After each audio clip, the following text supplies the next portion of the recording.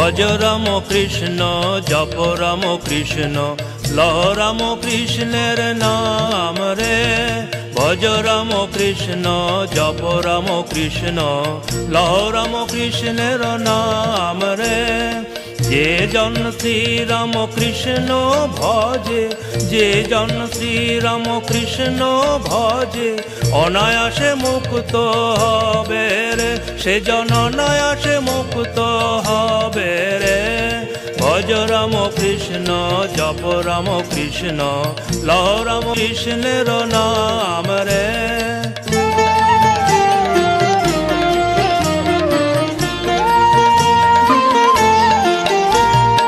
এমন মধুর নাম করো সবে অবিরাম, এমন মধুর নাম করো সবে অবিরাম।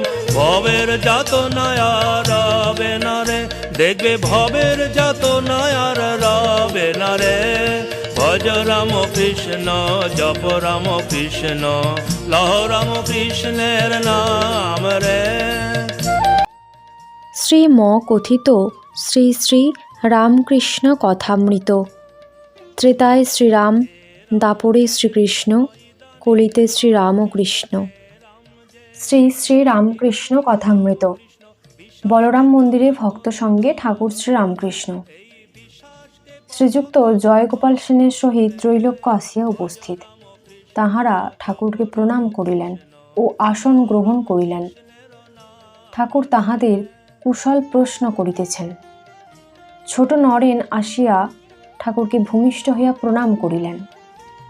ঠাকুর বলিলেন, কই তুই শনিবার এলিনি? এইবার ত্রৈলোক্য গান গাইবেন। শ্রীরামকৃষ্ণ বলছেন, আহা, তুমি আনন্দময়ীর গান সেদিন করলে, কি গান! আর সব লোকের গান আলোনি লাগে, সেদিন নরেন্দ্রের গানও ভালো লাগলো না। সেইটে অমনি অমনি হোক না।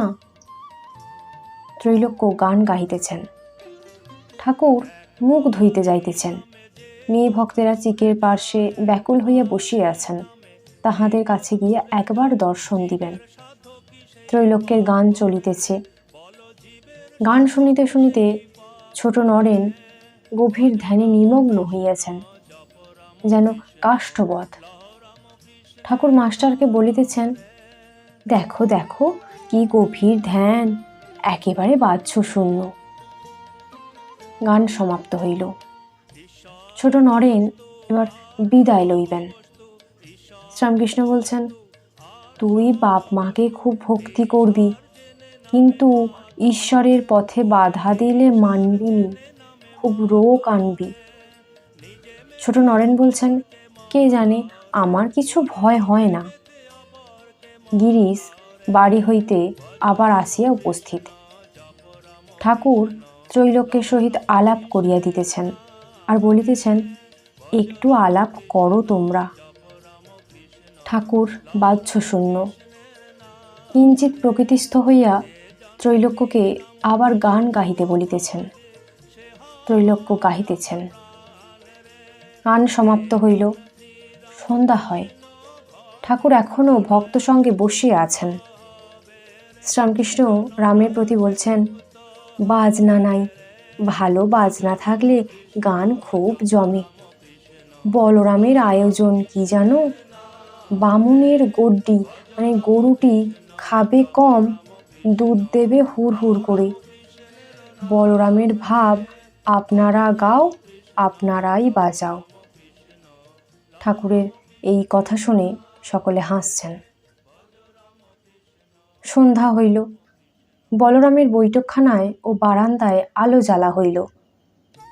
ঠাকুর শ্রীরামকৃষ্ণ জগতের মাতাকে প্রণাম করিয়া মূল মন্ত্র জপ করিয়া মধুর নাম করিতেছেন।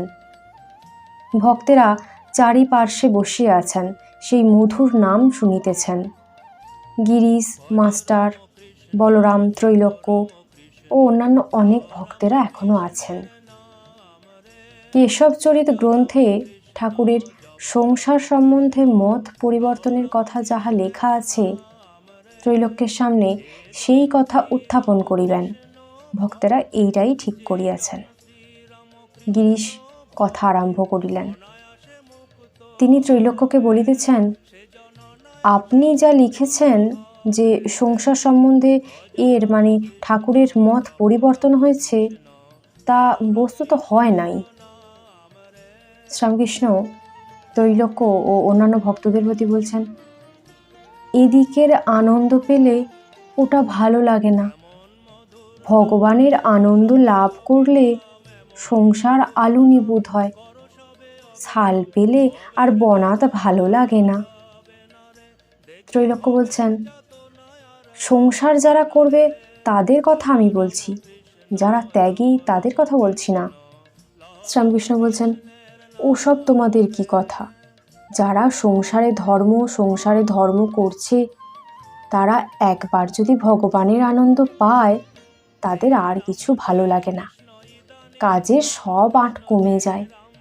ক্রমে যত আনন্দ বাড়ে, কাজ আর করতে পারে না, কেবল সেই আনন্দ খুঁজে খুঁজে বেড়ায়। ভগবানের আনন্দের কাছে বিষয়ানন্দ আর রমণানন্দ। একবার ভগবানের আনন্দের আস্বাদ পেলে সেই আনন্দের জন্য ছুটোছুটি করে বেড়ায়, তখন সংসার থাকে আর যায়। ঠাকুর বলছেন, চাতক তৃষ্ণায় ছাতি ফেটে যাচ্ছে, 7 সমুদ্র, যত নদী পুষ্করিণী সব ভরপুর, তবু সে জল খাবে না। ছাতি ফেটে যাচ্ছে, তবু খাবে না। সাতি নক্ষত্রের বৃষ্টির জলের জন্য হাঁ হাঁ করে আছে, বিনা সাথে কি জল সব ধূর। ঠাকুর বলছেন, বলে দুদিক রাখবো।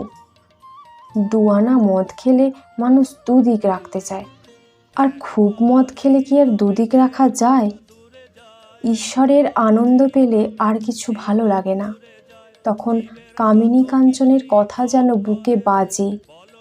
তখন ঈশ্বরের জন্য পাগল হয়, টাকা ফাঁকা কিছুই ভালো লাগে না।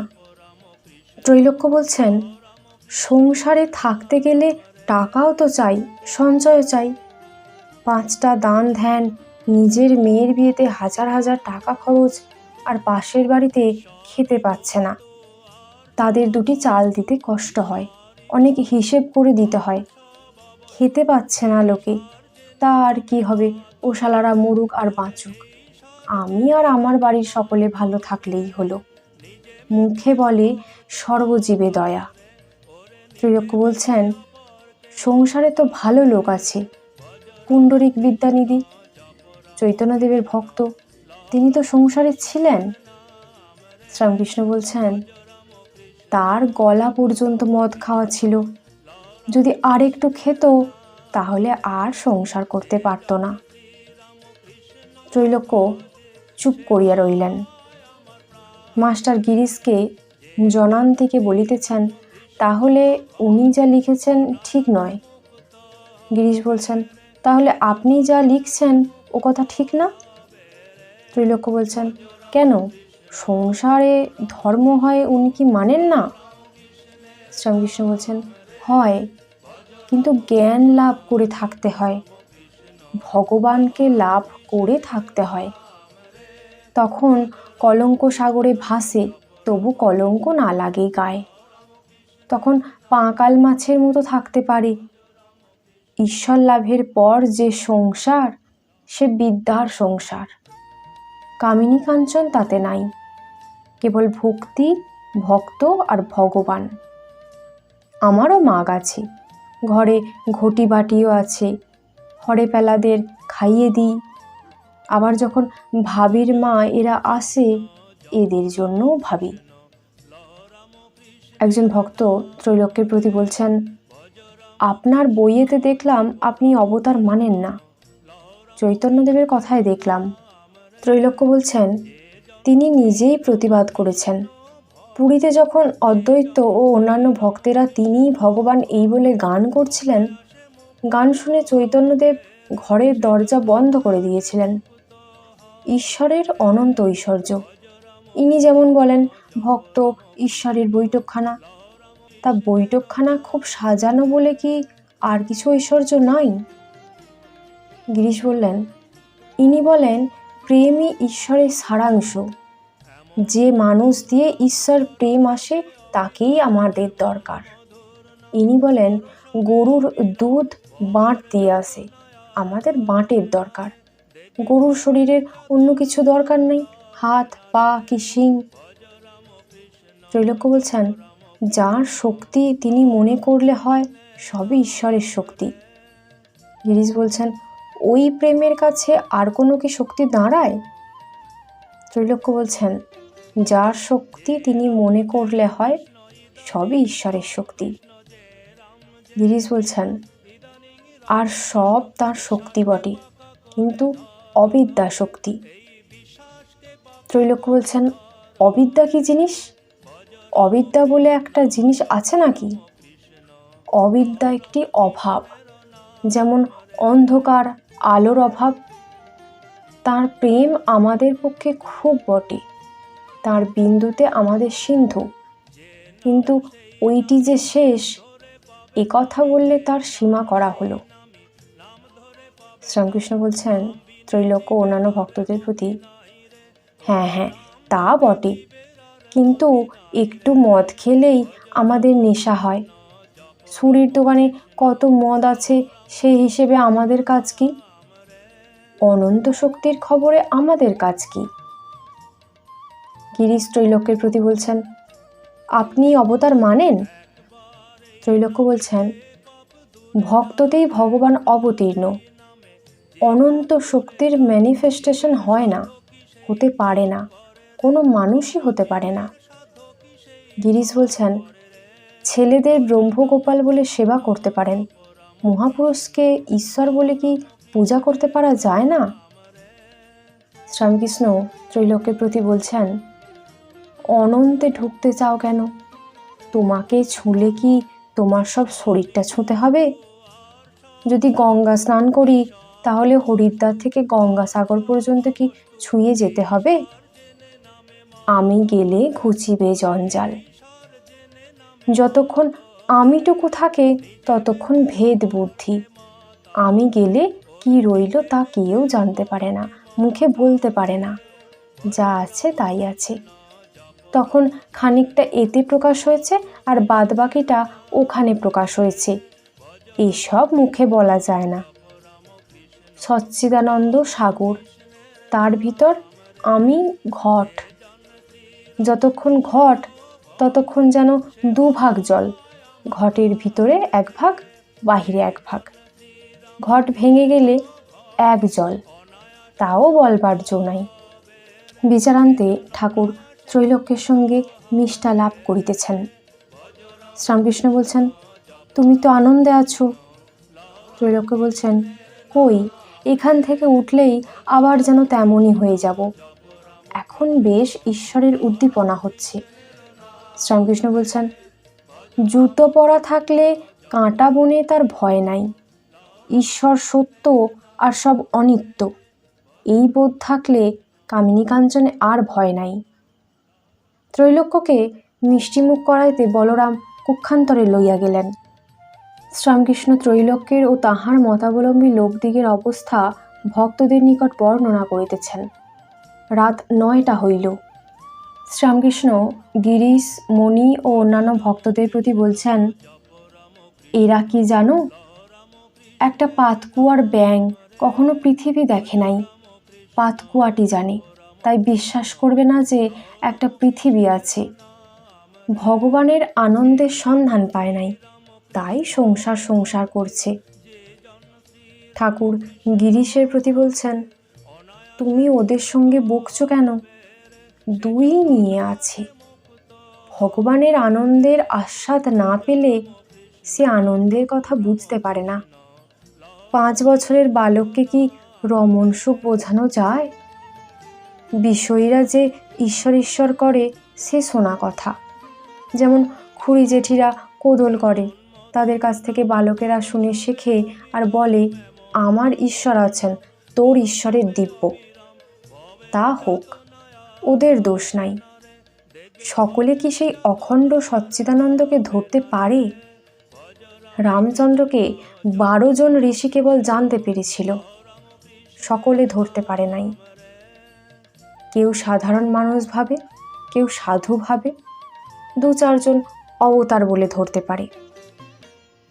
ঠাকুর বলছেন, যার যেমন পুঁজি জিনিসের সেই রকম দর করে।